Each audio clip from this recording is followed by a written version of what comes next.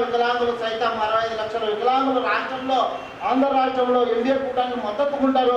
వర్గంలో కూడా మనం మద్దతు తెలిపే విధంగా మనం పనిచేయాలని కూడా మీ అందరికి తెలియజేస్తున్నాం. ఇంకా పోతే ఈ 5 సంవత్సరాల్లో మనం పడిన అలసాట్లు, నేను ప్రతి సోమవారం భోజనం పెడతాను కర్ణాటక. చాలా మంది వికలాంగులు వస్తారు. ప్రభుత్వంలో పెట్రోల్ ఇచ్చింది రాయితీ, జగన్మోహన్ రెడ్డి గవర్నమెంట్లో రాయితీ లేదు. వ్యక్తి మన సంక్షేమాలు కోరే వ్యక్తి, మమ్మల్ని చూసుకునే వ్యక్తి కదా మనం ఓటేయాల్సింది. ఈ రోజు గౌరవనీయులు పెద్దలు టీడీపీ జాతీయ అధ్యక్షులు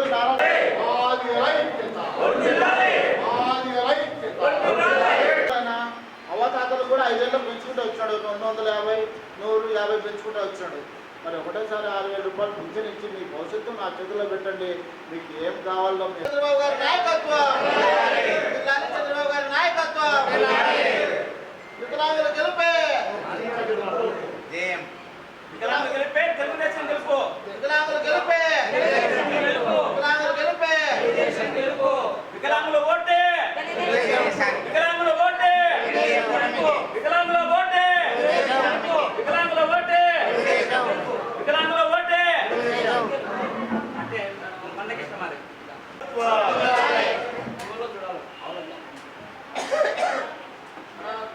జిల్లాలో మానేసిన ముందుకు గారి నాయకత్వం, జిల్లాలో మానేసిన ముందుకు గారి నాయకత్వం, జిల్లాలో చంద్రబాబు మానేసిన ముందుకు గారి నాయకత్వం.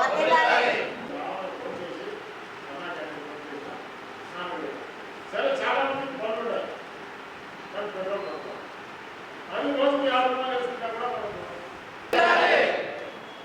సభాధ్యక్షులు ప్రసాద్ గారికి, అలాగే తిరుపతి గారికి, వెంకటేశ్వర్లు, ధనంజయ గారికి, అందరూ ఆశీస్సులు పొందుతున్న మన ముఖ్య నేత గోవర్ధన్ కన్నా గారికి, 50 మంది రాష్ట్ర నాయకులు ఉన్నారు, జాతీయ నాయకులు ఉన్నారు. జిల్లా నాయకత్వ సమావేశంలో కూడా బయటకు వచ్చి అందరూ కూడా టీడీపీ సభాముఖంగా చెప్పడం జరిగింది, బహిరంగ సభలో చెప్పడం జరిగింది, రోడ్ షోలో కూడా చెప్పడం జరిగింది, మేనిఫెస్టోలో కూడా పెట్టడం జరిగింది. మరి ఇంతకన్నా వికలాంగుల హక్కుల పోరాట సమితి ఆధ్వర్యంలో మానశ్రీ మందకృష్ణ మాదిగ ఆదేశాల మేరకు ఈరోజు మానశ్రీ మందకృష్ణ మాదిగ రావాలని 2వ తారీఖున ఖచ్చితంగా వికలాంగుల హక్కుల పోరాట సమితితో భారీ ఎత్తున కార్యక్రమం ఏర్పాటు చేయాలని ఆదేశించిన కూడా ఆయన కొన్ని నియోజకవర్గాల్లో ప్రచారంలో ఎక్కువ ప్రచారం చేస్తున్నాడు. కాబట్టి ఎన్డీఏ కూటమికి వికలాంగుల హక్కుల పోరాట సమితి కూడా కడప జిల్లా పక్షాన, అలాగే రాష్ట్ర వ్యాప్తంగా కూడా ఎన్డీఏ కూటమికి మద్దతు చేస్తున్నాం. జనసేన, టీడీపీ, బీజేపీకి ఏ నియోజకవర్గంలో అయినా కూడా అభ్యర్థులకు వికలాంగుల సమాజం యావత్తు రేపు జరగబోయే 18వ తారీఖున ఎలక్షన్ రోజున ప్రతి ఒక్కరు కూడా, కుటుంబంలో ఉండే వ్యక్తులు ప్రతి ఒక్కరు కూడా ఓటును వేయించి అత్యధిక మెజార్టీను గెలిపించాలని కూడా మేము తెలియజేస్తూ ఉన్నాం. ఎందుకంటే ఈ ప్రభుత్వం చూసాం, 5 సంవత్సరాల వికలాంగులకు ప్రపంచ వికలాంగుల దినోత్సవం జరిగితే ఇంతవరకు కూడా ఈ సీఎం రాని పరిస్థితి ఏర్పడింది. వికలాంగుల పక్షాన ఏది కూడా ఒక లోను కానీ, వికలాంగులకు ఇళ్ల స్థలాలు కానీ, వికలాంగులకు పింఛను పెంచడంలో కానీ, వికలాంగులకు బ్లాక్ పోస్టుల్లో కానీ, వికలాంగులకు అనేక సంక్షేమ పథకాల్లో విద్య, ఉద్యోగ, రాజకీయ పరంగా కూడా అన్యాయం చేసిన ఏకైక వ్యక్తి జగన్మోహన్ రెడ్డి ప్రభుత్వం అనేది మేము తెలియజేస్తూ ఉన్నాం. ఎందుకంటే ఈ ప్రభుత్వం వస్తే మనకు చాలా లాభాలు ఉన్నాయి.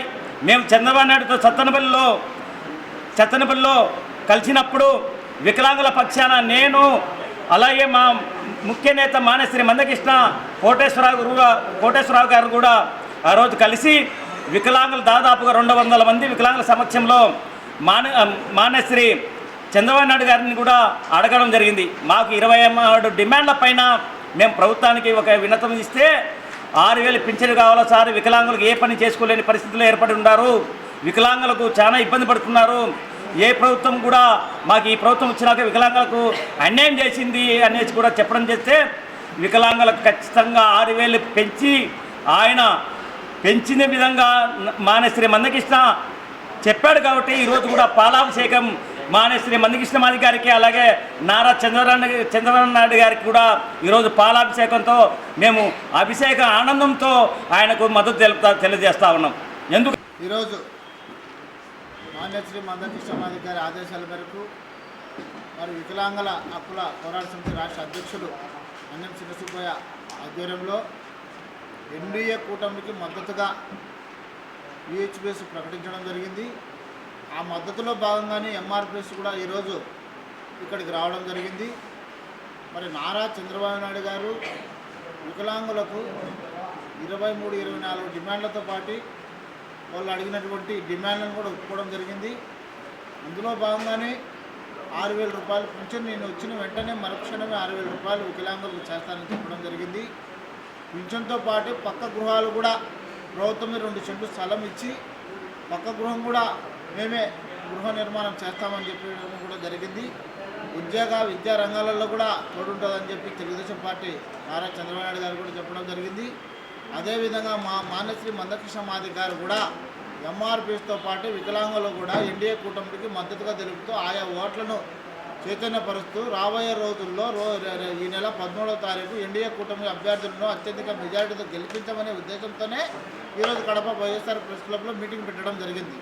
ఈ మీటింగ్ ముఖ్య ఉద్దేశం ఏంటంటే మాధవిరెడ్డి గారిని కడపలో మొదటిసారిగా మహిళకు తెలుగుదేశం పార్టీ టికెట్ కేటాయించడం జరిగింది. ఆ కేటాయించడంలోనూ కూడా ఎంఆర్పిఎస్ విహెచ్పిఎస్ కూడా అత్యధికంగా ప్రచారం నిర్వహిస్తూ మాధవిరెడ్డిని భూపేశ్ రెడ్డి ఎంపీ గారిని కూడా గెలిపించుకునే దిశగా మా సర్వశక్తులుగా కూడా మేము ప్రచారం చేస్తున్నాం. మా ఓట్లు కూడా పక్క మాధవిరెడ్డి గారికి వేసి గెలిపించి సత్తా చాటుతామని చెప్పి తెలియజేస్తున్నాం. కడప జిల్లాలో మందకృష్ణమాది గారి నాయకత్వంలో అలాగే చిన్న వెంకటసుబ్బయ్య గారి ఆధ్వర్యంలో ఎంఆర్పిఎస్ నాయకుల ఆధ్వర్యంలో మరి వికలాంగుల యొక్క పోరాటాల గురించి కానీ వికలాంగులు వారికి రావాల్సిన హక్కులు విధులు విధానాలు గురించి మాట్లాడుకోవడం జరుగుతూ ఉంది.